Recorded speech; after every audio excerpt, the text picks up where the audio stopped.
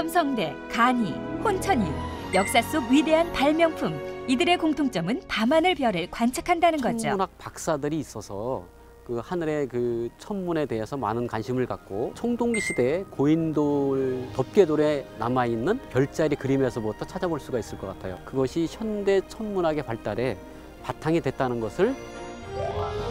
역사 속 반짝이는 별에는 어떤 과학이 숨어 있을까요? 일상과 과학을 넘나드는 유쾌한 토크 뉴턴의 사과나무.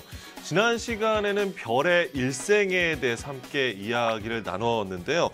박사님, 요즘 같은 계절, 딱 지금 시기에 하늘에서 볼 수 있는 별자리는 어떤 게 있나요? 겨울철에 가장 유명한 별자리는 오리온자리, 큰 개자리, 작은 개자리, 오리온자리. 그다음에 그 옆에 보면 이제 쌍둥이자리, 황소자리, 마차부자리 이런 별자리들이 요즘에 잘 보입니다. 아, 딱 보면 보이세요, 별자리가? 그러니까 겨울철에는요, 밝은 별들이 많다 보니까 우리 일반인들이 찾기가 굉장히 쉽습니다. 옛날 사람들은 별을 보면서 별자리를 보면서 점을 치기도 하고 말씀해 주신 것처럼 길을 찾기도 했단 말이죠. 목동들이 양치기들이 이제 양을 데리고 나갔다가 다시 자기 집으로 돌아오려니까 밤에 내가 어느 별을 보고 중점을 두고 내가 그쪽 방향으로 갔다는 걸 정해서 다시 돌아오는 거다 보니까 거기서부터 별자리가 유래가 됐습니다. 뭔가 경험에서 나온 그렇죠. 게 된. 네. 그래서 이제 별자리가 이어졌고 지금은 우리가 88개 별자리를 가지고 있죠. 이거는 이제 서양의 별자리이고요. 우리 한국의 별자리는 좀 더 어렵습니다. 우리가 더 어려워요? 네. 3원 28수라는 그 고천문 쪽에서 보면 3원이라고 하면은 자미원, 태미원, 천시원 해가지고요. 자미원이라고 하면 우리가 지금으로 옛날에 그 이제 왕들이 사는 궁안을 자미원이라고 그랬고요. 태미원은 지금으로 말하면 우리 종합청사라고 그러죠. 이제 그 업무를 보는 데 있고요. 천시원이라고 하면 이제 서민들이 사는 거기를 천시원이라고 그렇게 지정을 했습니다. 그뿐만 아니라 그거에 이제 28수라는 그 별자리, 계절별 별자리를 쭉 넘어가면서 300여 자리의 별자리를 가지고 있죠. 그러니까 그만큼 우리나라 천문학이 옛날에는 굉장히 발달을 돼 있었다는 얘기입니다.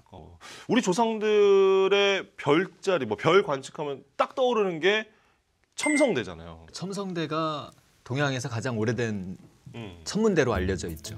그 네모난 창문을 통해서 사다리를 놓고 올라가면 그 창문까지가 이렇게 흙이 채워져 있어서 평평하거든요.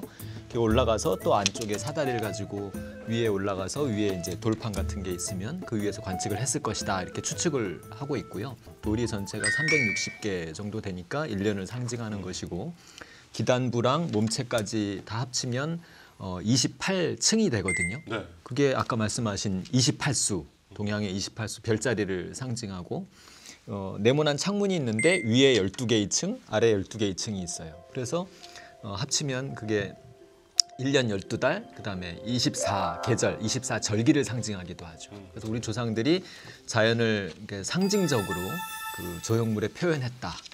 별을 관측할 수 있는 기구라든지 옛날 사람 중에 별을 정말 사랑했던 그런 천문학자 또 누가 있을까요? 유방택 선생님이라고요. 지금도 이제 서산에 가면은 서산에 유방택 천문과학관도 있습니다. 천상열차 분야지도라고요. 제 넥타이를 크로즈업 하면 바로 이게 천상열차 분야지도로 새겨진 넥타이입니다. 이거를 옛날 우리 조상이 만드셨다고요? 그렇습니다. 내기와 외기로 나눠져 있는데 고려시대 때마다 조선시대 때 완성을 한 천상열차 분야지도라고 28수를 나눠서 하늘에 그림을 그려놓은 거죠. 우리나라엔 아주 오래된 석각 천문도가 있습니다. 돌에 새겨진 밤하늘의 그림, 천상열차 분야지도죠. 천상열차 분야지도는 천상이라고 하는 것은 하늘의 모습, 즉 하늘의 별과 별자리를 뜻하는 것이고요. 열차라고 하는 것은 12차를 얘기하는 것이고 분야는 28수를 말합니다. 이 정도로 이제 해석을 하시면 될 것 같고요. 하늘의 모습뿐 아니라 자연의 이치가 담긴 천문도. 대동강변에 이게 있었던 것이 이제 없어지게 되고 조선을 건국한 태조 이성계 때 와서 그걸 바치게 되죠. 이거를 현 시점에 맞춰서 이제 다시 별자리의 위치라든가 이런 걸 재보정을 해야 되는데 유방택이라고 하는 천문학자가 1395년도에 여러분들이 보이는 이런 천상열차 분야지도를 각을 해서 완성을 하게 되는 것이죠. 선조의 지혜가 바로 여기에 있습니다. 뒷면을 보시면은 뒤에 쭉 깔려 있는 그림이 바로 이 천상열차 분야지도입니다. 아, 그게 이거라고요? 예.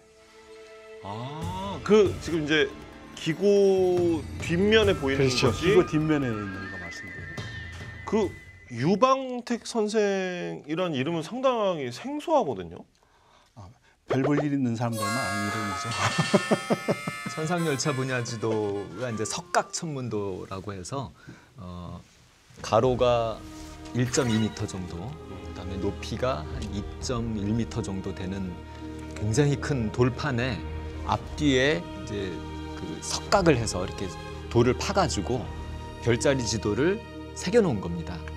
그래서 이제 국보로 지정이 돼 있는데 중국의 가장 오래된 순우천문도라는 게 석각천문도 중에 가장 오래돼 있고 천상열차 분야지도가 이제 두 번째로 오래된 석각천문도인데 지금 이제 현대 천문학으로 각각 별자리 위치들을 알아낼 수 있으니까 조사를 해서 이제 얼마나 또 잘 맞는지. 그렇죠. 세차 운동을 이제 보정을 하면 이것이 고구려 정도 시점에 만든 별자리인 것 같고 천상열차 분야지도가 이렇게 우리가 밤하늘에 보면 전체 하늘을 이렇게 평면에다 딱 입혀놓은 것이거든요. 그래서 가운데 부분은 대부분 고구려 별자리인 것 같고 이 가장자리 부근은 또 한성 부근, 그러니까 서울 부근인 것 같아요. 이 천문학이라는 게 저는 정말 그냥 현대 과학이라고만 생각을 했었는데 켜켜이 시간을 이렇게 거쳐서 온 뭐랄까요? 시간의 학문이랄까요? 이렇게 생각이 되거든요. 맞습니다. 천문학은 우리가 말하는 이제 시간의 학문이죠. 우리가 옛날에 전해진 설화 중에 북두칠성 이야기라든지 네. 사람이 죽게 되면은 그 관우에 칠성판을 두게 되는데 이게 바로 이제 북두칠성을 의미하는 거고요. 그러니까 죽음에 관장하는 신이었다는 그 북두칠성도 있고요. 또 서양에는 없는 별자리가 바로 남도육성입니다. 그러니까 꼭 일치하진 않을 거 아니에요. 그렇죠. 좋은 신이었죠. 삶의 연장을 시켜주고 참 좋으신 신이었죠. 그런 설화도 이어져 내려왔고요. 우리가 또 쓰는 일상생활에서도 몇백 년 전의 하늘의 모습을 보여주는 우리 주변에 흔한 물건이 또 있다고요? 달력이죠. 천체 관측을 통해서 우리가 달력이 하늘을 보여준다고요? 그렇죠. 그래서 우리가 쓰는 달력은 이제 태음태양력이라고 해서 태양을 기준으로 하는 역하고 달을 기준으로 하는 역 두 가지가 이제 합쳐져 있죠. 그래서 큰 글씨로는 양력이 있고 그렇죠. 작은 글씨로는 음력이 있잖아요. 그렇죠. 그래서 작은 글씨를 보면 숫자가 1부터 29 이제 커졌다 작아졌다 하는 그 크기를 보면 오늘 밤 달이 얼마나 크겠구나, 얼마나 어떤 모양이겠구나, 몇 시에 뜨겠구나 하는 걸 알 수 있고요. 아, 이렇게 알면 알수록 분명히 알았던 이야기인데 신기하고 참 재밌는데요. 제3부 별의 과학에서는 하늘에 떠있는 수많은 별들을 또 재미있게 만날 수 있는 방법, 별 해는 밤으로 여러분 찾아뵙도록 하겠습니다.